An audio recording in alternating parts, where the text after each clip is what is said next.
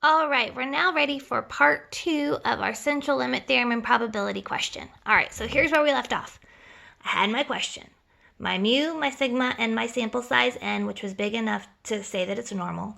We want to know what's the probability that they watched 11 or more shows while on quarantine.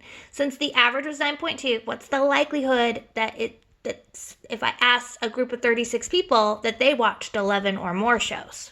Okay, so what's going to happen here is that we've drawn our picture.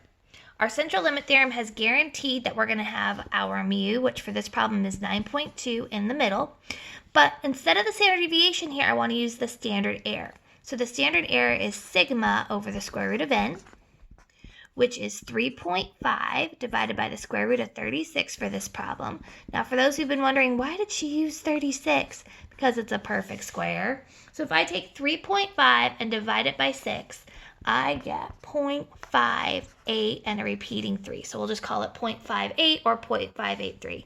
We can decide. We'll go for it. Okay, cool. All right, so here's what I'm going to do. I'm going to make this picture match on StatCrunch using 9.2 as my mean and 0.58 as my standard error and have it shade this way. So here's my StatCrunch. Okay, so I go Stat, Calculators, Normal. Awesome. Now I need to change my mean to 9.2. I know it says standard deviation, but we're using the central limit theorem, so we're supposed to use the standard error, which for our problem is 0.58. And I want to know what's the likelihood that it is bigger than 11. Whew. All right, there we go, bigger than 11. Now you'll notice it's off the screen.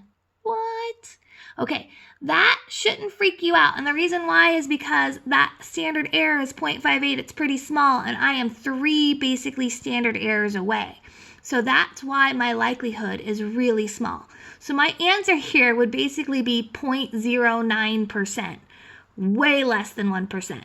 So my answer for this problem is 0.09% is the probability.